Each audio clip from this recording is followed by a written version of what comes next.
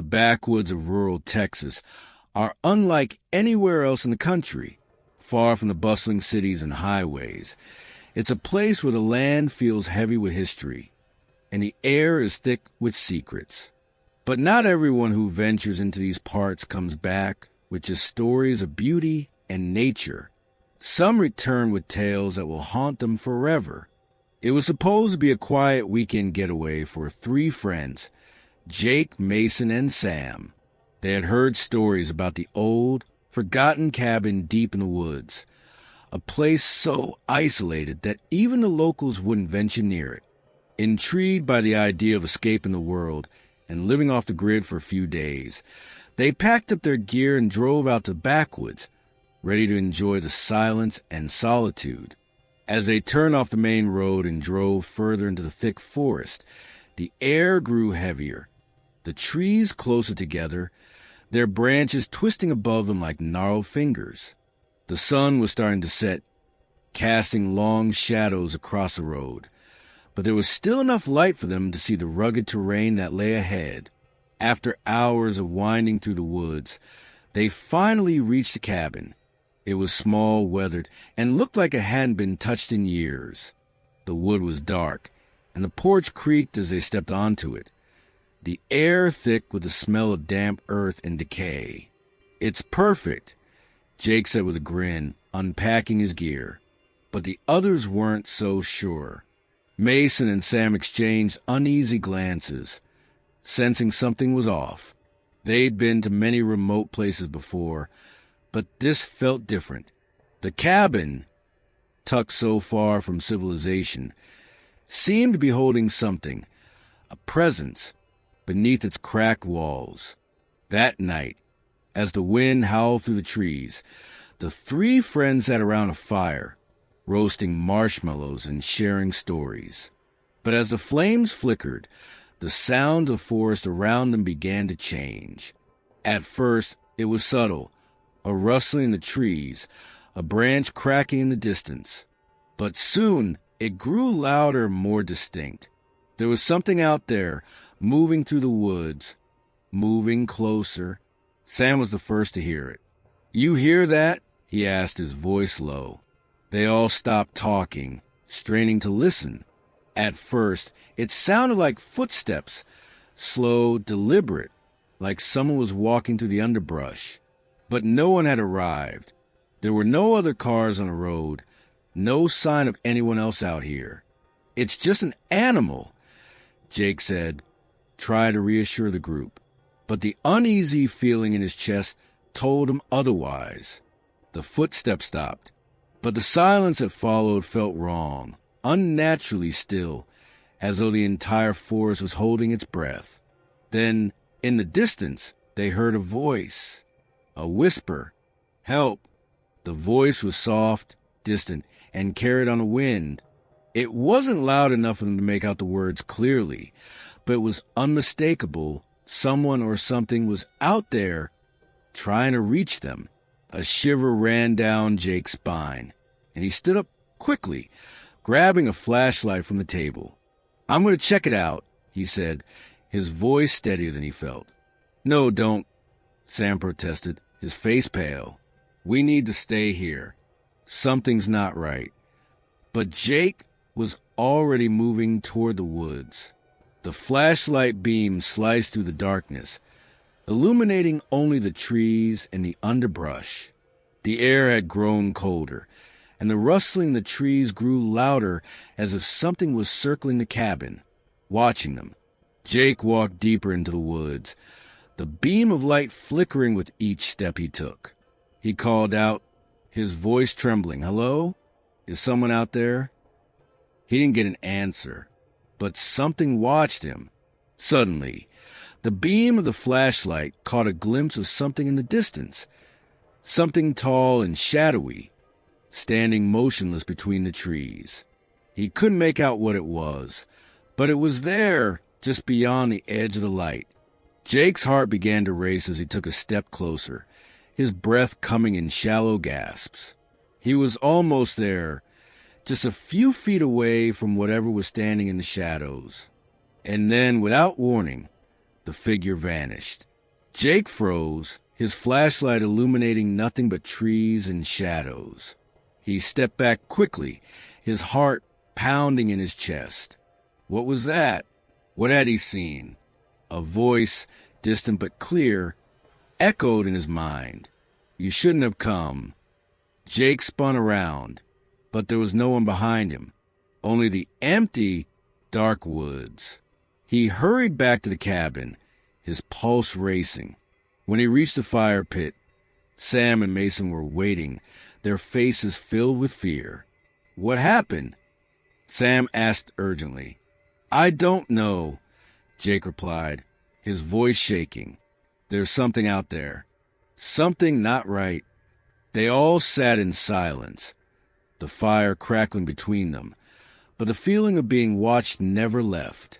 The wind picked up again, and with it came the sound of footsteps, slow, deliberate, circling the cabin. They weren't alone anymore. The footsteps continued, growing louder and closer, like the rhythm of something, approaching from all sides. It was as though the very earth around them was alive, the crunch of the leaves and twigs underfoot marking the presence of whatever was moving just beyond the reach of the firelight. Mason stood up first, his body rigid with fear. We need to leave. Now. Jake and Sam exchanged looks, but neither moved. Something told them they weren't going to make it out of these woods tonight. Not with whatever was out there. The tension in the air was thick, oppressive, suffocating. It felt as though the very woods were closing in on them, the trees stretching their limbs toward the cabin like hands ready to pull them into the dark. Stay calm, Jake said, his voice shaking, though he was trying to remain steady. We need to stick together. But even as the words left his mouth, the silence between the footsteps became unbearable. The air around them grew colder, the kind of cold that gnawed at the edges of your mind and made you question your own thoughts. Suddenly, a shadow darted past the edge of the cabin, just outside the flickering light of the fire. It was fast, too fast. Sam jumped, his heart racing. What the hell was that? Jake and Mason were already moving toward the door, their eyes darting to every corner, every crack in the dark. The whispering voice from earlier returned, louder this time, closer. It wasn't just a whisper now. It was like a chant, low and guttural, blending with the wind. You shouldn't have come. The words echoed again and again, now more like a command than a warning. The air around them seemed to tremble with every syllable. Let's go. Mason finally shouted, grabbing his bag and heading for the door. But as soon as he opened it, the air outside rushed in, a bone-chilling wind that smelt faintly of rot and decay. The once crisp scent of the forest had turned sour, thick with an unnatural stench. The forest beyond wasn't as they had left it. The trees were darker now, twisted, their trunks gnarled into shapes that seemed almost human. And in the distance, there was movement, not animals, not the wind, but something far worse. A figure, tall and gaunt, emerged from the shadows of the trees, walking toward the cabin. Its movements were slow, deliberate, as if it had all the time in the world to approach them. But its eyes, those eyes, glowed faintly in the dark, reflecting an unnatural light, flickering like dying embers. The figure was nothing human. It had no shape, no solid form. It seemed to shift and bend as it moved, like a shadow stretched too far. The more they stared, the less real it seemed, as though it existed in the space between reality and nightmare. Jake's breath caught in his throat, his body frozen in fear. We need to get out of here, he whispered, though he wasn't sure where they could go.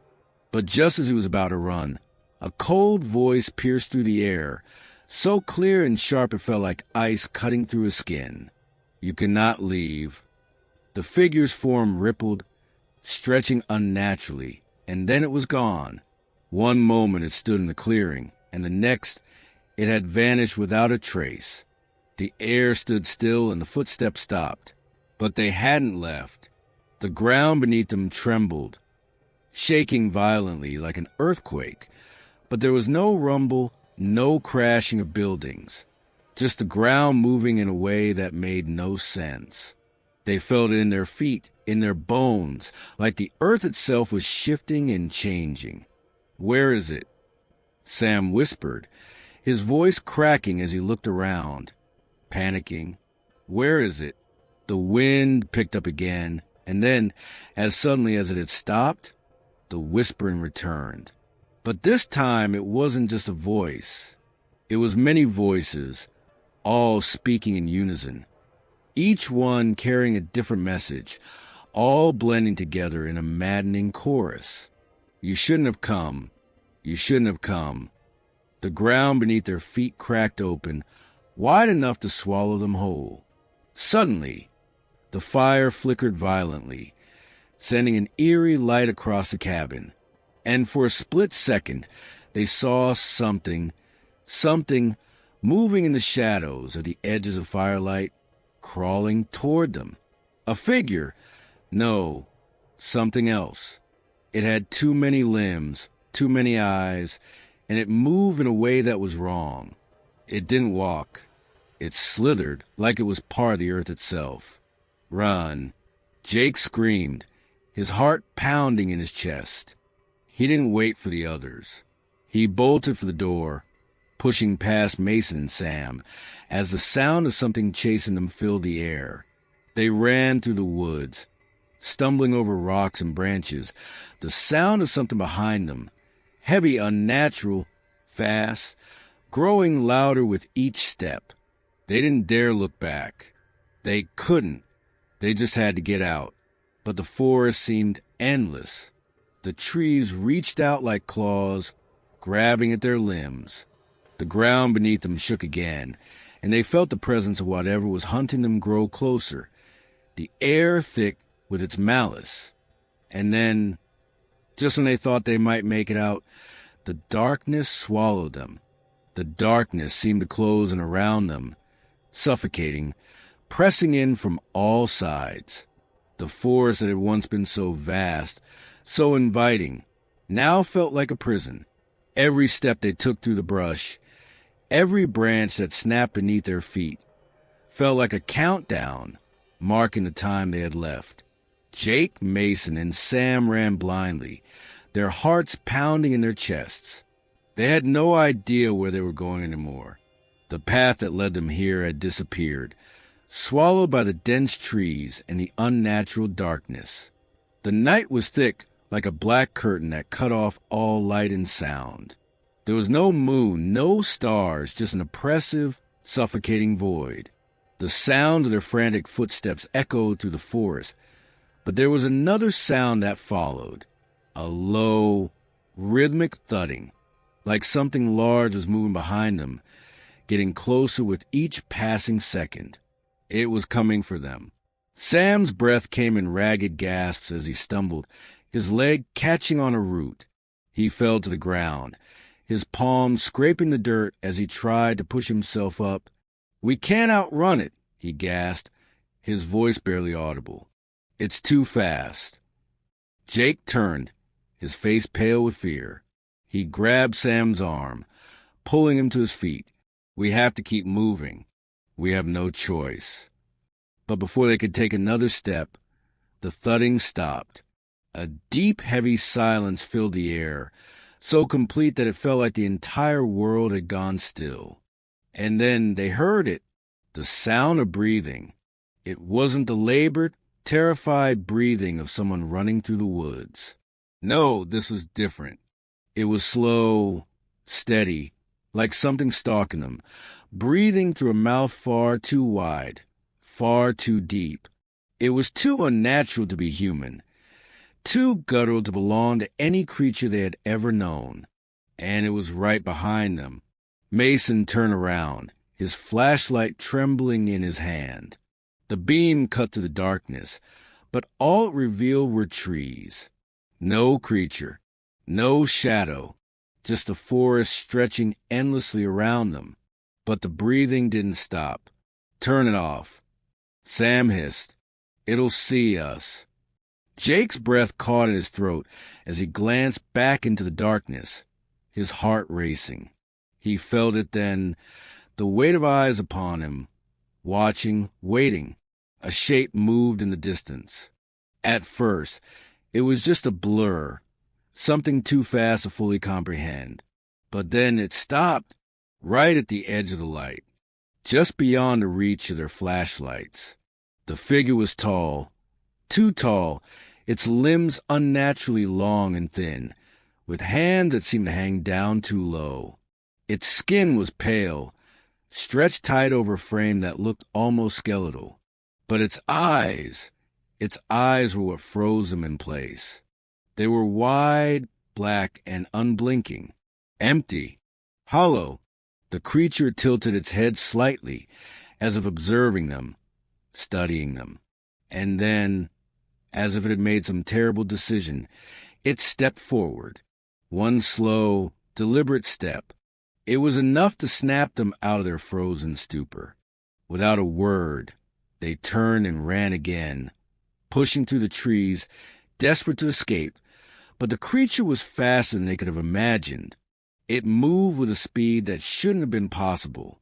Its long limbs stretched out like whips, crashing through the underbrush, closing the distance between them with each pulse of its unnatural speed. Sam let out a strangled cry as something grabbed his ankle, yanking him off the ground. He was dragged backward, his fingers scraping against the dirt as he tried to claw his way free. Jake reached for him, but before he could grab hold, a shadow lunged from the darkness, grabbing Sam's arm and pulling him further into the blackness. "No! Sam!" Jake screamed, but it was no use.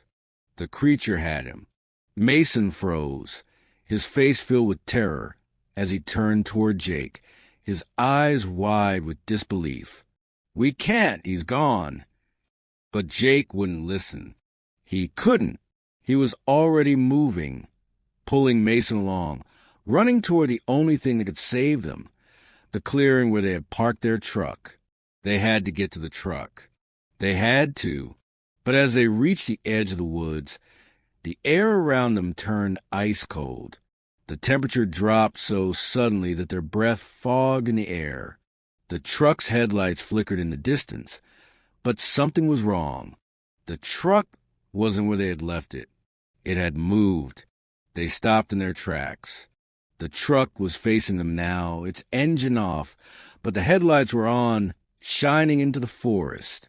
The doors were wide open, as if someone had left in a hurry, and standing in front of it, under the bright light, was the creature. It was tall, impossibly tall, and its mouth stretched wide, too wide. Its black eyes glowed in the headlights, and it didn't move. It just stood there, waiting, and then the voice came again, the one from earlier. "You shouldn't have come." Jake's stomach turned. He felt his knees weaken, but he didn't dare turn away. The creature was waiting, watching, hungry. It wasn't just watching them. It had been waiting for them to come here all along. The creature's wide, black eyes fixed on them, unblinking, unfeeling, as if it had all the time in the world. The stillness was unnerving, like the calm before a storm, and every part of Jake's body screamed for him to move, to run. But his legs were frozen, heavy with fear, rooted in place like the trees around him. Mason was the first to break the silence, his voice tight with panic. "What the hell is that thing?" Jake didn't answer. He couldn't. All he could do was stare at it, the figure standing in the glow of the headlights. It was too inhuman, too wrong, its form stretching and bending in ways that no living thing could. The thing that stood before them wasn't just some lost animal or deranged person. No, this was something ancient, something primal. The air around them grew colder, sharper, as if the very atmosphere had been infected by its presence.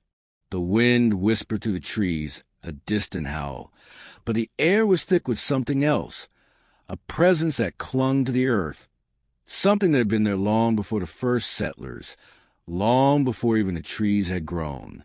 Jake's breath caught in his throat as the creature took a step forward. The ground beneath it seemed to ripple, as if it was part of the land itself, part of the darkness that filled the space. It moved not with speed, but with an unnatural grace, its limbs stretching and retracting as if it was bending reality around it. Then, without warning, it spoke. "You shouldn't have come here. This is my place." The voice was low, guttural, like the earth itself was speaking through it. It was more of a growl than anything that could be called a word. The sound reverberated in Jake's bones, sending a tremor through his entire body. It wasn't just a voice, it was a command, a warning. The creature wasn't merely speaking. It was controlling. Jake's heart raced as the figure moved again, this time closer, taking another step into the light. And as it did, something else appeared in the darkness. Another figure, and another. At first, Jake thought it was his mind playing tricks on him. But no, there were more of them. Tall, shadowy figures, their forms twisted, their limbs bent in impossible angles, crawling out from the very darkness itself. They surrounded them, encircling them, their hollow eyes glowing faintly in the headlights. "Run, Jake, run!" Mason screamed, grabbing his arm. Jake didn't need any more encouragement. He tore his eyes away from the figures and sprinted toward the truck, Mason close behind him, but the air seemed to slow them down. It was as if the darkness was thickening, fighting against them, keeping them trapped. Every step felt like wading through deep water. They reached the truck, but before they could get inside, the creature spoke again, its voice filling the air around them. "You will never leave." A cold hand grasped Jake's shoulder, pulling him back with a force he couldn't resist. He spun around, his heart pounding in his ears, but what he saw was worse than anything he had imagined. One of the figures was right behind him, its face twisted in a grotesque smile, its mouth stretching wide, revealing teeth like jagged rocks. It moved closer, its breath cold and fetid against the skin. "No!" Jake shouted, struggling to break free, but it was too strong. The thing was too strong. Mason reached for him, but just as his hand brushed Jake's arm, the air shuddered, and the creature that held Jake let out a low, mocking laugh.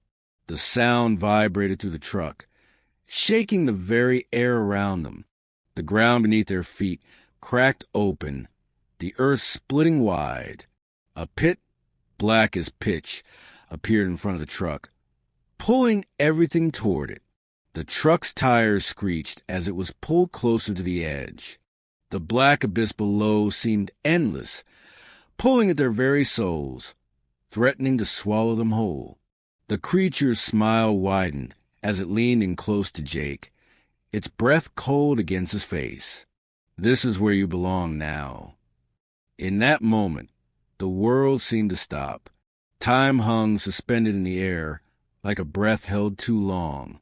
Jake could feel his body growing weak, his mind clouded by the creature's presence. He tried to scream, tried to fight, but the energy in the air drained him, leaving him paralyzed. And then, just as the darkness seemed to consume everything, the sound of metal twisting filled the air. The truck's engine roared to life, and the vehicle lurched forward, pulling free from the creature's grip. It was Mason. He had jumped into the driver's seat, his hands shaking as he slammed his foot on the accelerator. "Gio!" he screamed, his voice barely a whisper. Jake, his mind reeling, managed to pull himself away from the creature's grasp. He stumbled into the truck, and Mason floored the gas pedal. speeding down the road with nothing but the headlights to guide them. The woods around them blurred, the trees and shadows passing in a wild rush. They didn't look back. They couldn't. But even as they drove, the air felt heavy, thick with the presence of something behind them, chasing them, waiting for them to stop. Jake couldn't shake the feeling that whatever had followed them into the woods, whatever had been watching them, wasn't finished yet. And neither were they. The truck sped to the backwoods, its headlights barely cutting through the darkness as the trees whipped by in a blur. The engine roared, but it sounded hollow, as if the truck itself was being pulled by something far stronger than the power beneath the hood. Jake could still feel the presence, that thing trailing them, watching them as they fled. Mason gripped the steering wheel, his knuckles white. Sweat beaded on his forehead despite the cold air rushing in through the open window. He kept his eyes fixed on the road ahead, but every so often he would glance in the rearview mirror, his face tightening in horror. "They're still there," he muttered, his voice shaky. "I can feel them." Jake, still catching his breath, glanced over at Mason, trying to keep his panic in check. "What do you mean? I thought we got away." Bam! A deafening thud echoed from the back of the truck, like something large had collided with it. The truck lurched violently, almost throwing them from their seats. Mason swerved, his heart racing, but the truck remained steady as he fought to keep control. "What was that?" Mason gasped, his eyes wide with terror. He didn't wait for an answer. He pushed the gas pedal down harder, the engine whining as they sped even faster into the night. Jake turned around, his heart pounding as his eyes scanned the darkness behind them. There was nothing at first, just the endless expanse of trees, shadows stretching far into the distance. But then, in the distance, he saw it again. A shadow, a figure. It was moving. Not running, not walking, but floating, gliding over the ground with unnatural speed, its long limbs stretching impossibly, its eyes glowing like embers. It was too fast. It was catching up with them. "They're not human." Jake shouted, fear consuming him. "We have to do something. We can't outrun it." Mason's grip tightened on the wheel, his face pale. "There's nowhere to go. We're trapped." The truck rumbled over a dirt road, its tires kicking up dust, but the further they drove, the more the road seemed to twist and turn into unfamiliar paths. The trees around them felt like they were closing in, the darkness pushing in from all sides, as if the forest itself was trying to swallow them whole. And then came the voice. It wasn't a whisper this time. It was louder, more distinct, filling their minds as though it were inside them. "You shouldn't have come. You can't leave." Jake's skin crawled, his heartbeat hammering in his chest. His head throbbed from the force of the voice. It wasn't just words. It was a command, a presence pressing in on him from all sides, like a weight on his soul. Mason slammed his foot on the brake, sending the truck screeching to a halt. The sudden stop left them both gasping for breath, the screech of the tires echoing in the stillness. But the sound of their racing hearts drowned out all other noise. The forest was silent now, too silent. Jake's eyes darted around, searching the shadows. But there was nothing, no creature, no movement, only the faint, eerie hum of the wind through the trees. "It stopped," Jake whispered, half in disbelief. Mason nodded, sweat dripping down his face. "I don't care. I'm getting out of here."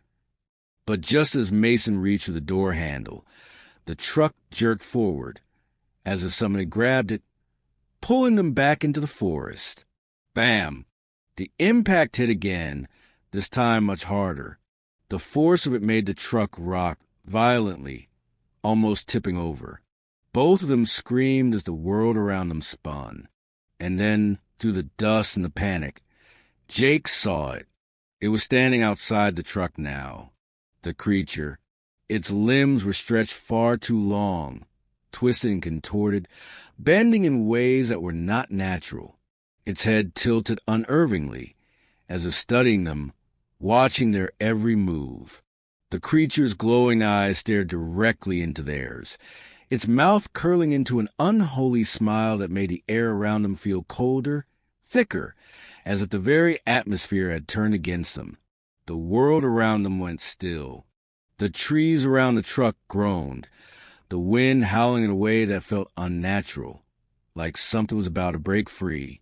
It wasn't just watching them anymore. It was closing in. "We have to fight back," Mason said, his voice shaking with fear. "Do you have anything?" Jake's eyes darted around the truck, his mind racing. There was nothing they could use to defend themselves against that. But then he saw it, a flare. It was tucked into the side compartment, a last resort signal for help, just in case they needed to be found. He didn't think. He grabbed it, yanking the pin and igniting the flare. The bright red light shot out, casting an eerie glow across the forest. The creature recoiled, stepping back from the light, its skin hissing and sizzling as if the very light burned it. It screeched, no, howled, a sound so horrible, so filled with rage, that it felt like the earth itself was crying out in agony. The flare sputtered, its light flickering. But the creature had already retreated into the darkness, its shadowy form fading back into the woods. Jake and Mason sat in the truck, staring out into the night, panting and trembling. The flare burned out, leaving them in the cold darkness again, the silence more suffocating than before. It was gone for now, but they both knew it wouldn't stay away forever. The truck sat in the dead silence of the woods, the glow from the dying flare casting flickering shadows against the trees. Jake and Mason could hardly breathe, their hearts still racing from the encounter. The air felt wrong, thick and oppressive, like the entire forest was holding its breath, waiting for the next moment. They didn't speak. They didn't need to. The fear that hung between them was enough to fill the air. Mason finally broke the silence, his voice hoarse. "It's not over. We have to leave now." Jake nodded, his hand still trembling on the steering wheel. He had no intention of staying, no matter how much the truck had been compromised or how distant the road seemed. They couldn't outrun whatever had been hunting them, and they knew it. But as Mason reached the door, the ground beneath them shuddered again, and the truck lurched forward, as if something beneath it had moved, pushed it. The headlights flickered, and then went out, plunging them into darkness. Before they could react, the unmistakable growl returned, deep and rumbling, vibrating the very air around them. It was too close now, too loud, too hungry. The truck rocked on its suspension, and suddenly everything felt smaller, closer. The creature was right outside now, not in the shadows anymore. It was here. Jake reached for the door, but before he could open it, the forest seemed to close in. The trees, their twisted forms reaching down from above, had crowded them in, blocking any chance of escape. The world outside had become a void, a pit of pure darkness. "You're not going anywhere," the voice came again, but this time it wasn't distant. It was inside their heads, inside their bones. Then the truck door slammed shut on its own, as if an unseen hand had forcefully shut it, trapping them in the suffocating air. A cold breeze flooded the cabin, though the windows were sealed tight. The whispering came again, faint at first, but quickly building in volume. It was everywhere, filling the air, making it harder to breathe. Each whisper was like a hook digging into their minds, pulling them deeper into the madness. "You've come to stay with us. Forever." Jake's fingers fumbled for the ignition, but it was no use. The truck wouldn't start. The engine was dead, the battery drained as if the creature had sucked the life from the vehicle itself. Mason slammed his fist against the dashboard in frustration. And then it appeared. The figure, the thing, was standing at the very edge of the headlights now. Tall, skeletal, its form impossible to comprehend. Its limbs twisted in unnatural angles, and its eyes, they were no longer black. Now, they glowed a deep, fiery red, flickering like flames in the distance. With a hiss, the thing took a step forward, its long arms extending unnaturally, its fingers stretching toward the truck. The skin of its face seemed to split open in a grotesque smile, revealing jagged, broken teeth. The air seemed to warp as it moved closer, distorting the space around it. Jake's heart pounded, his hands frozen on the steering wheel. But Mason, fueled by fear and desperation, yanked open the door and bolted into the night. Mason, no. Jake screamed, but it was too late. Mason was already running, his footsteps echoing into the trees, the sound fading as he vanished into the night. Jake couldn't move. He couldn't breathe. The creature was closing in, its figure growing larger in the light, its mouth stretching wide, ready to consume him whole. Then, with a sudden burst of adrenaline, Jake grabbed the truck's gear shift and slammed it into reverse. The tires squealed against the dirt, and for a brief moment, the truck lurched backward, moving away from the creature. The headlights caught the shape of Mason, running blindly through the trees, but there was no time to go after him. Jake had to escape, but the forest around him seemed to close in, the trees narrowing into a corridor, blocking every exit. The truck was going nowhere. No matter how much Jake tried to accelerate, the engine stalled, the tires spun hopelessly in place. A hand, the hand of the creature, slammed down on the hood of the truck with force that shook the entire vehicle. Jake screamed, trying to push himself out of the seat, but it was no use. The thing's mouth opened wide, impossibly wide, its jaw unhinging in a way no living thing could. It let out a roar that felt like it came from deep inside the earth, shaking the truck, rattling his very soul. And then, as quickly as it had come, the creature stopped. The truck jerked forward suddenly, breaking free of the creature's grip. The engine roared back to life, the headlights flickering back on. Jake didn't look back. He slammed the pedal to the floor, the truck tearing through the woods, dodging trees and branches, the roaring engine filling the air. The forest blurred around him, but there was no time to stop, no time to think. He didn't dare stop until he reached the main road, until the lights of the distant town shone on the horizon. But even as he passed the last tree line, Jake couldn't shake the feeling that something was still out there, something that had followed him from the woods, something that wouldn't stop until it had what it wanted. And maybe, just maybe, it had already gotten what it needed.